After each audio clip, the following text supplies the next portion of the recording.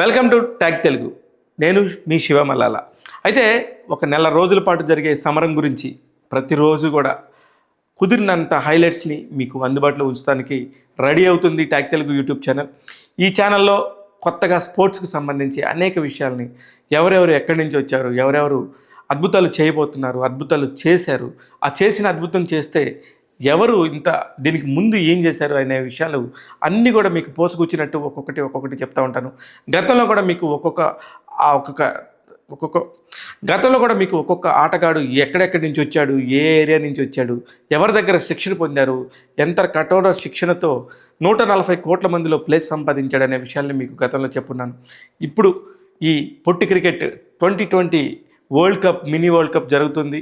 ఈ వరల్డ్ కప్కి సంబంధించి అనేక అంశాలు కూడా చాలా అద్భుతంగా ఉండబోతున్నాయి. ముఖ్యంగా ఎప్పుడూ లేనంత బలంగా ఇండియన్ టీం రెడీ అయింది. ఈ టీంలో అందరూ కూడా పెద్ద స్టార్ వర్డ్స్, దాదాపు 15 మంది కూడా. ఈ 15 మంది కూడా మనందరం కూడా చూస్తుంటే అభిషేక్ శర్మ అయి ఉండొచ్చు, అలాగే తిలక్ వర్మ, ఇక ఇషాన్ కిషన్, రింకు సింగ్, సూర్యకుమార్ యాదవ్, వీళ్ళందరూ మెయిన్ బ్యాట్స్మెన్స్గా ఉంటే హార్దిక్ పాండ్యా ఆల్రౌండర్గా ఉన్నాడు, అత్యద్భుతంగా ఆడుతున్నాడు. అలాగే అక్షర్ పటేల్ కూడా వన్ ఆఫ్ ది ఆల్రౌండర్స్లో ఉన్నారు. ఇక బుమ్రా గురించి మనకు తెలిసిందే. బుమ్రా బంతేస్తే ఎటు స్టంపులు ఎగిరిపోతూ ఉంటాయి అనేది మనం ఎప్పుడూ గమనిస్తూనే ఉంటాం. ఇకపోతే ఇంతట్లో గ్యాప్లో ఫట్మని మన ముందుకు వచ్చింది వరుణ్ చక్రవర్తి, అలాగే యాదవ్. వీళ్ళిద్దరు కూడా అద్భుతాలు సృష్టిస్తారని చెప్పి మనకు తెలుసు.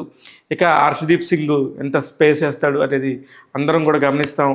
ఇలాంటి ఒక టీము, అద్భుతమైన టీము ఇండియాకు ఉంది. వీళ్ళు గతంలో కూడా మంచి మ్యాచ్లు ఆడి ఒంటి చేత్తో మ్యాచ్లు గెలిపించిన సందర్భాలు బోల్డ్ ఉన్నాయి. ఇప్పుడు ఈ మొత్తం త్రయంలోకి, ఈ మొత్తం టీంలోకి ఫట్మని ఒకడికి మాత్రం అద్భుతమైన ఛాన్స్ వచ్చింది. అతనే హైదరాబాద్కు చెందిన సిరాజ్. మన ఫాస్ట్ బౌలర్గా అందరికీ తెలుసు సిరాజ్ బాయ్కి మంచి అవకాశం దక్కింది. హర్షిత్ రాణా నెట్ ప్రాక్టీస్లో ప్రాబ్లంలో ఉండగా కొంచెం ప్రాబ్లం అయ్యి మెడికల్గా ఇబ్బంది అయితే ఆ ప్లేస్లోకి సిరాజ్ వచ్చి చేరాడు. ఇక మొత్తం పర్ఫెక్ట్గా పకడ్బందీగా ఉన్న టీము. ఈ టీంలోకి ఎన్ని అద్భుతాలు చేస్తారు. ఒక డిపెండింగ్ ఛాంపియన్గా ఉన్న మనం మళ్ళీ కూడా అదే ఛాంపియన్షిప్ నిలబెట్టుకుంటారు లేదో చూడాలి. మొట్టమొదటిగా ఫిబ్రవరి 7వ తారీఖున ఈరోజు అమెరికాతో మన ఇండియన్ టీం తలబడబోతుంది. ప్రతిరోజు ఇండియన్ మ్యాచ్లు అన్నీ కూడా ఈవినింగ్ 7కి ఉండబోతున్నాయి.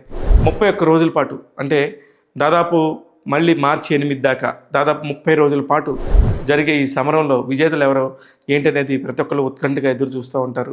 క్రికెట్ ప్రేమికులకైతే మాత్రం ప్రతి ఒక్కళ్ళు కూడా టీవీలకు అతుక్కుపోయి చూస్తుంటారు. ఈరోజు 3 మ్యాచ్లు జరుగుతున్నాయి.